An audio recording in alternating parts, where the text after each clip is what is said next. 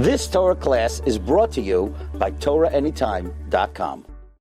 Okay, good evening, everyone. So we had an amazing day today. We started off in the cemetery in Warsaw. We saw the Majitzer Rebbe, the Hanover Rebbe, the Radzina Rebbe, Reb Chaim Brisker, the Netziv, the Chemdash Shloimeh, Reb Aryeh Leib Tzintz. We saw the son-in-law of Rabbi Meir Simcha of Devinsk. We saw Rabbi Yaakov Gesundheit. We saw the Avnei Nezer, the Shem Yishmael, the tree where the Rebbe of Kudna, Rabbi Shula Mikudna. I would like to share with you the perspective of Rav Nosson, Nata, Hanover. Who is Rav Nosson, Nata, Hanover? He is the author of Yavein Metzula, which describes life in Poland in the aftermath of the Gzeros and during the Gzeros of Tach V'Tat. And he writes really a very beautiful account of what Polish Jewry was like in the 17th century. He says Polish Jewry stands on 6 pillars. What are the 6 pillars? Pillar number 1, Torah, the pillar of Torah. This one is obvious. There was not Torah like there was in Poland anywhere in the world. Says Rav Nosson Nata Hanover, Shaloi hoyo kol kach harbe Torah b'chol tfutzos Yisrael k'may b'mdilas Poland. The first thing they did was they paid their Rosh Yeshiva a lot of money. What's the advantage of that? You see, nowadays Rosh Yeshiva have to spend a lot of time collecting money. They spend a lot of time collecting money. They don't have time to learn. If they don't have time to learn, they devalue themselves as Rosh Yeshiva. In Poland, they value Torah so much, the Rosh Yeshiva did not have to go anywhere other than the Beis HaMedrash. Occasionally, he would go to the Beis HaKnesses. And then the Talmidim saw the great kavod and the esteem that Torah was held in, and they all aspired for Gadlus b'Torah. Rav Nosson Hanover writes, there was kemat no house in all of Poland that they didn't learn Torah, either the Balabayas himself, or maybe his son, or his son-in-law, or they would host a bachur, until about every home you could say the Gemara on Shabbos.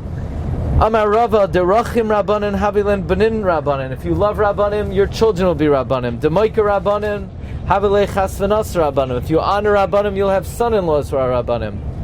Dedachil Rabbanim. If you fear Rabbanim, hu gufei hu tzurva mi Rabbanim, you yourself will become a Talmid Chacham. And sometimes, says Rav Nosson Nata Hanover, sometimes all 3 applied in a house in Poland.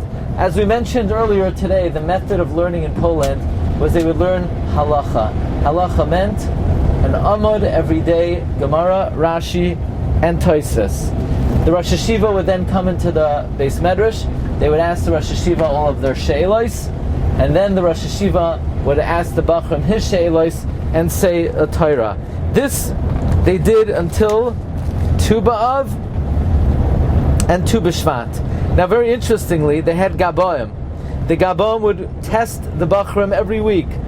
If somebody was not familiar with the material, the Shamish would come and whack and hit and beat the Talmud to make sure that that would never happen again. So there was accountability. There was physical accountability. If you did not know your learning, they beat you. And you know what? Next week, you knew your learning. Now this is the most interesting part. Many asked, we mentioned earlier that in Poland, they had a unique way of dealing with the Shidduch crisis. Here it is. Twice a year after Tu B'Av and Tu B'Shvat, there was a big Yerid, it was a big fair. And all the merchants came there, and when the Jews came there, the men and the women were all dressed in Big Day Malchus. They were held in very high esteem by all the nations of the world. And they would go and sell their wares. But aside from that, all the Yeshiva Bachram would attend, all the Rosh Yeshiva would attend, and the Yeshiva Bachram would try to meet new Rosh Yeshiva. Maybe they would want to switch Yeshivas and vice versa. The Rosh Yeshivas would meet Bachram, and any Balabas would go there. And they would meet friends, associates, new people. And they would say, I have a son, he's 21, he's looking for X, Y, and Z. And The friend would say, I have a daughter. She is X, Y, and Z. And the Shidduch was made. In fact, hundreds of Shidduchim were made every Yerid. Sometimes a Yerid would go by and they counted 1,000 Shidduchim were made at the Yerid. Now, the Rosh Hashiva would have to get Shlishi every single Shabbos and every single Yom Tif. Nobody was allowed to leave the shul until they first escorted home the Rosh Yeshiva. So that's the first pillar of Polish Jewry. Torah. Number 2, the pillar of Avodah. There were many. They would wake before Alois HaShachar to daven over the Churban Beis HaMikdash. At Alois HaShachar, they would say Tehillim. They would say Tehillim for like shh. They would say Tehillim for like an hour. Then they would daven. Nobody would leave the shul in the morning and go to work until after being in the Beis HaKnesses for quite some time and making sure after the davening to hear Divrei Torah from the Magidei Shiur. Number 3, the third pillar, Gemilas Chasadim, says Rav Nosson Nata Hanover. The Gemilas Chasadim in Poland was Le'ein Shiur. Anytime a Rav or a Darshan would come to the community, he would immediately have lodging and a place to sleep. And especially in the area of Shidduchim, any Bachar who was a good loimed, they would grab him. And even if he was not such a good loimed, but if he had the capability to learn, very often Ashirim would hire special tutors to learn with these Bachrim to elevate their level of learning. And then there would be women who had an association to make sure that every girl got married. Says Rav Nosson Nata Hanover, no girl in Poland ever reached the age of 18 without being married. Didn't happen.